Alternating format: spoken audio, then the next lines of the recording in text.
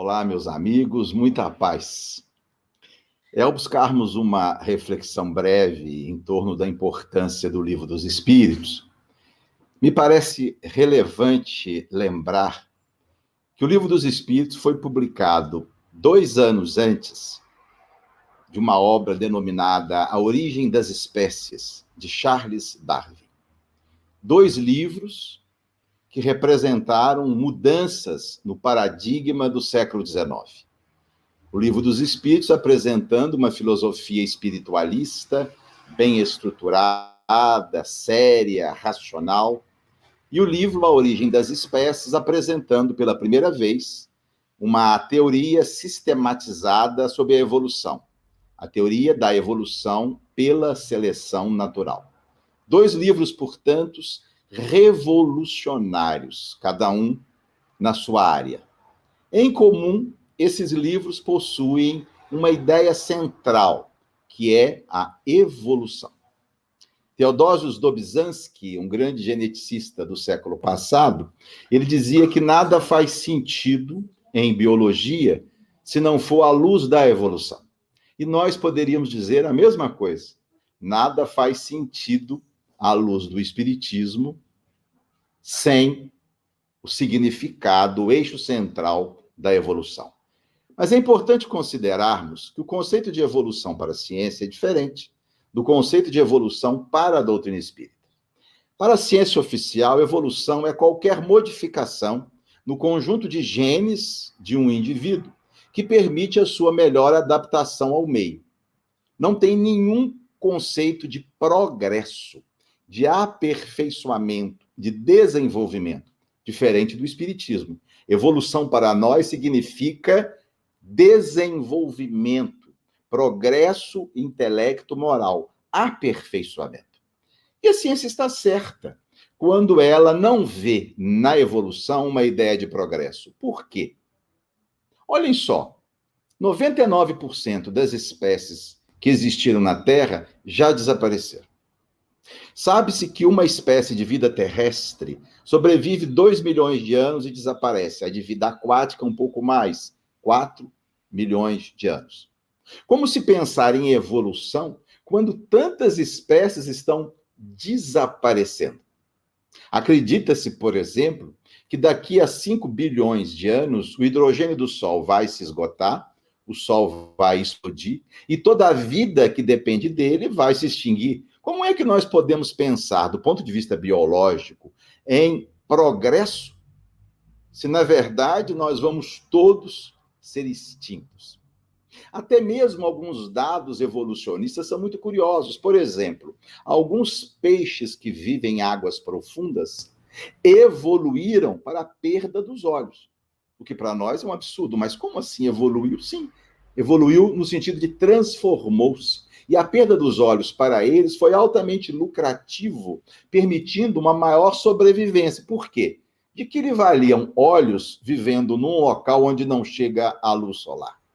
O olho é um órgão muito caro para construir, caro para manter. Possuir um órgão desse sem valia não é bom negócio. Então, a perda dos olhos permitiu a eles desenvolver outros sentidos que foram importantes na sua sobrevivência. Então, evolução para a ciência é qualquer modificação que permite com que o indivíduo sobreviva, sem nenhuma conotação de desenvolvimento. Para nós espíritas, não. Progresso é desenvolvimento e é evolução. E talvez seja esse o eixo central do Livro dos Espíritos, já que procuramos examinar a sua importância.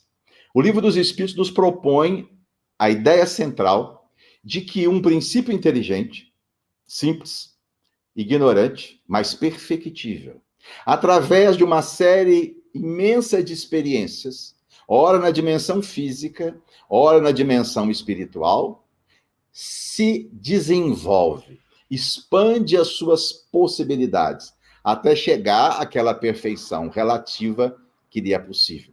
Perfeição que Allan Kardec denominou de espírito puro. Examinemos essa ideia central do Livro dos Espíritos. Então, é um princípio inteligente. Eu confesso a vocês que durante muito tempo eu tive um pouco de dificuldade com a palavra inteligente empregada aí por Allan Kardec. Por quê? Porque a inteligência é apenas uma das faculdades do espírito. O espírito possui muitas outras. A afetividade, o sentimento, a memória, o desejo, a vontade. Quando Kardec usa a palavra princípio inteligente, a meu ver, ele estava restringindo o espírito a apenas uma de suas faculdades. Me parecia que talvez fosse mais apropriado se Kardec usasse, por exemplo, a palavra consciência, princípio consciencial. Por quê? Porque consciência engloba todas as faculdades do espírito. Na verdade, eu desenvolvi um pensamento simplista. E quando hoje nós vamos ver o conceito de inteligência da psicologia cognitiva, nós vamos entender que Allan Kardec estava 150 anos à frente de seu tempo. A psicologia tem vários conceitos para a inteligência, mas nos interessa apenas um. A inteligência é a capacidade de aprender com as experiências. Meus amigos, isso é a cara do espírito. A capacidade de aprender com a experiência. O que é que nós estamos hoje fazendo aqui no planeta Terra, domiciliados num corpo físico, vivendo experiências? Para quê? Para aprender. É da essência do ser espiritual, a capacidade de aprender. Formigas aprendem a sair de um labirinto quando treinadas por um examinador. Abelhas aprendem qual o prato que tem a água adocicada pela cor dos pratos. Polvos aprendem a construir ninhos com restos de objetos. Chimpanzés aprendem a linguagem dos sinais. E nós, jurássicos, estamos aprendendo a lidar com essa tecnologia toda, para nos comunicar com vocês.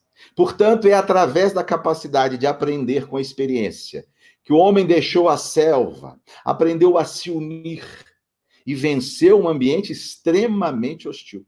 O homem aprendeu que se unisse esforços, que se formasse coletividades, que se fosse útil uns aos outros, iriam adquirir uma força imensa que iria lhe permitir vencer sobre animais muito mais poderosos. Porque, do ponto de vista anatômico, nós somos um fiasco.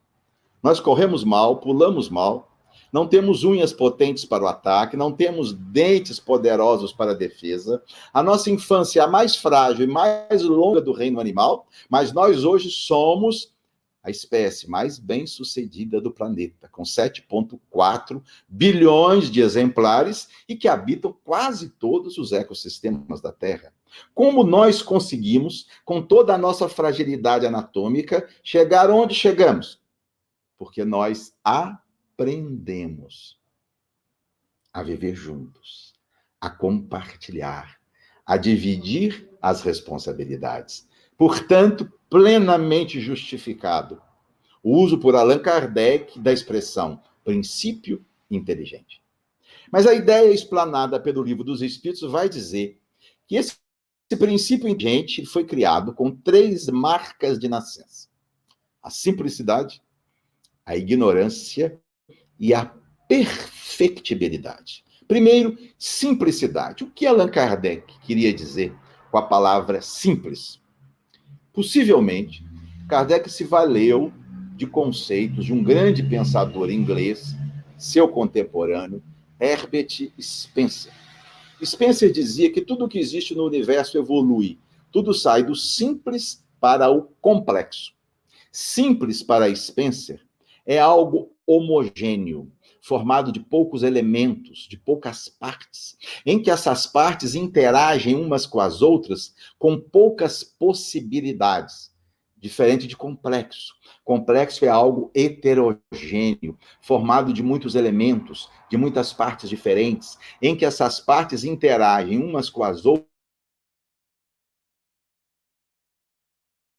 outras. Som, um carro de mão, simples. Poucas partes, poucos elementos. Um automóvel é algo complexo. Tem 10 mil peças diferentes, elementos com poucos recursos. A segunda marca de nascença, ignorância. Ignorância aqui não no sentido de falta de educação, de rudeza, claro. Ignorância no sentido de desconhecimento. Sem informações, sem história. Alguém que está começando agora. E, finalmente, a terceira marca de nascença do princípio inteligente, a perfectibilidade. É possível que Allan Kardec tenha se valido dessa palavra, criada um século antes por Jean-Jacques Rousseau. Rousseau usou essa palavra para caracterizar como sendo uma das faculdades humanas. Não no sentido de ser perfeito, porque Rousseau admitia que a perfeição remonta a Deus, mas perfectibilidade no sentido de vir a ser, de poder ser mais, de avançar, de conquistar valores novos. A ideia de perfectibilidade é a ideia da glande, que traz em si o carvalho que será um dia. O princípio inteligente foi criado simples e ignorante, mas com uma potencialidade para ser mais. É o menos que contém em si o mais que será um dia. E essa ideia de perfectibilidade para nós é profundamente consoladora, porque nos mostra que nós possuímos em nós mesmos, desde a nossa origem, uma capacidade de superação. Então, a ideia central do Livro dos Espíritos é que esse ser simples, ignorante e perfectível, através dessas experiências, vai desenvolvendo habilidades, conquistando faculdades. E nós vamos encontrar 3 questões no Livro dos Espíritos, em que essa ideia é apresentada de uma forma decisiva e consoladora. Primeiro é a questão 117. Quando Allan Kardec pergunta, depende apenas do espírito apressar a sua chegada à perfeição? Notem que Kardec queria saber se existem outros fatores que vão se somar à nossa condição pessoal para atingir o nosso objetivo, a perfeição relativa. E os espíritos vão dizer, depende apenas dele próprio, dos seus esforços. Chega mais depressa ao alvo aquele que demonstra mais decisão, mais esforço pessoal. Portanto, só depende de nós mesmos avançar. Isso é consolador. Por isso, Emmanuel diz assim, o espírita é livre para fazer o que deve. Porque nós somos livres para tomarmos as decisões que vêm em nosso benefício. Ninguém pode nos obrigar a sermos desonestos. Ninguém pode nos obrigar a humilharmos as pessoas. Ninguém pode nos obrigar a excluirmos as pessoas. Ninguém pode nos obrigar a aceitar propinas. Ninguém pode nos obrigar a tomarmos atitudes. Tudo depende de nós mesmos. A segunda questão importante do Livro dos Espíritos, onde esse tema é observado, a 845, Kardec pergunta, bom, mas e as predisposições instintivas que nós trazemos do berço? Não são impeditivos ao exercício do nosso livre-arbítrio? Porque os espíritos haviam dito antes que depende apenas do próprio espírito avançar.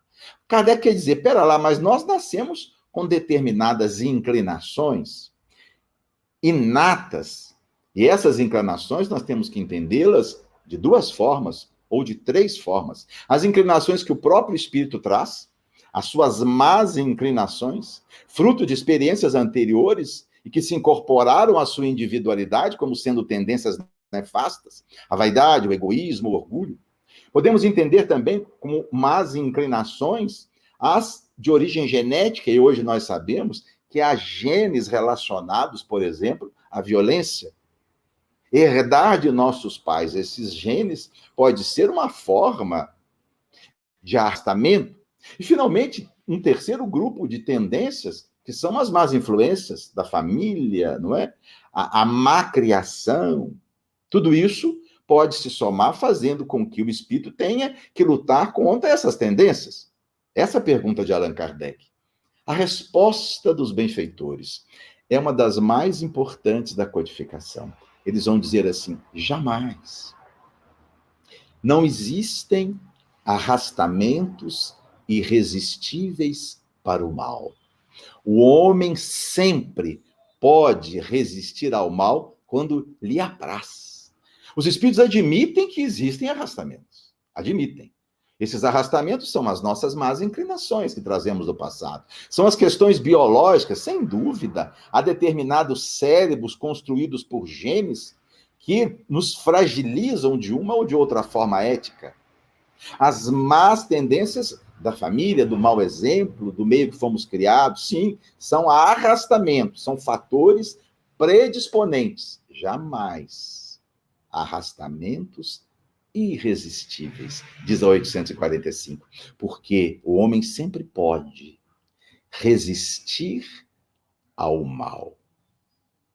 A carne é fraca, disse Jesus, mas o espírito está pronto. Não pronto no sentido de estar acabado, completo, rematado, não, mas já está capacitado para lidar com a fragilidade da carne, com as más tendências do próprio processo reitório. E, finalmente, uma terceira questão, onde o tema é tangido a 909, quando Kardec vai perguntar assim, quer dizer, então, que o homem pode, em qualquer circunstância, vencer uma má inclinação? E os espíritos vão dizer, sim, e às vezes com bem pouco esforço. O que lhe falta é vontade. E conclui com as seguintes palavras, como são poucos aqueles que se esforçam. Então, a 909 nos fala da vontade. Só o que nos falta é vontade. E aí nós temos que entender a diferença entre desejo e vontade. Desejo é um querer postergado. É um querer que não se concretiza, que não se materializa, que espera que um dia venha a se efetivar. Vontade é um querer já realizado. A vontade é um desejo que deu certo. O fumante que deseja parar de fumar, mas não faz. É desejo. É um querer postergado, deixado para depois. O gordinho que, fazendo uso da vontade, perdeu 10 quilos. É vontade. Já aconteceu. Já se materializou. Muitos de nós estamos nos mantendo na dimensão do desejo, deixando para depois. Postergando. Fazendo, como diz o Livro dos Espíritos, poucos esforços. Mas nós precisamos mergulhar na dimensão da vontade. Na assunção das tarefas no bem, muitos não deixam a dimensão do desejo, não mergulham na dimensão da vontade. Há muitos anos, um grupo de espíritas da Bahia foi procurar Chico Xavier para ouvir a opinião de Chico a respeito de um empreendimento que estavam querendo construir em Salvador. Seria um morredouro, uma instituição à semelhança daquela que Madre Teresa havia construído em Calcutá, uma obra para que pessoas desvalidas, sem cuidados, pessoas que olhassem por ele, doentes, enfermos, terminais, pudessem morrer com dignidade. E os espíritos da Bahia, então, já estavam se reunindo há meses. E reunião para discutir o estatuto, e reunião para verificar onde seria a obra, o terreno, e reunião para ver como arrecadar verba. E como eles tinham algumas discordâncias, resolveram ir a Uberaba para ouvir a opinião de Chico. E conta-se, então, que Chico ouviu-os com muita atenção. E, ao final, voltou e disse, olha, doutor Bezerra está aqui, e manda dizer a vocês que a caridade, quando é muito discutida, o socorro chega atrasado. Aristóteles dizia, o começo é mais da metade do todo. Por isso, a marcha mais poderosa de um automóvel é a primeira, é o arranque, é deixar a inércia, é começar, deixar o desejo e mergulhar na dimensão da vontade. Marco Aurélio, um pensador, filósofo e imperador romano, dizia assim, ser bom enquanto a vida e o poder te pertençam. Ser bom agora, enquanto você ainda está domiciliado, enquanto você tem poder. Poder de quê? Poder mental, lucidez, condição financeira, para poder fazer. Nesses meus anos de movimento espírita, quantas pessoas diziam para mim: ah, Ricardo, quando eu me aposentar, você vai ver. Conte comigo. Ah, Ricardo, quando meus filhos crescerem, eu vou fazer isso, eu vou fazer aquilo. Ah, Ricardo, quando eu terminar meu curso, conte comigo. E os filhos cresciam e terminavam o curso e se aposentavam e não começavam nunca. Minha mãe costumava dizer que quando ela precisava de alguma ajuda no movimento espírita, ela procurava as pessoas mais ocupadas. Esses ajudavam, esses participavam. Os desocupados nunca podiam. Estavam na dimensão do desejo. Não mergulhavam na dimensão da vontade. Eu concluo com um caso narrado por Chico Xavier, de um senhor, um fazendeiro muito rico, que existia em Pedro Leopoldo, que gostava muito do Chico. E sempre que encontrava com o Chico, dizia: ó, Chico, eu quero conhecer o seu centro. Eu quero ir lá fazer uma doação, dar uma verba para as suas obras. E o Chico: vai sim, sou fulano, vai ser um prazer, vai sim. Só que ele nunca ia. Certa feita, ele tem um infarto fulminante e morre.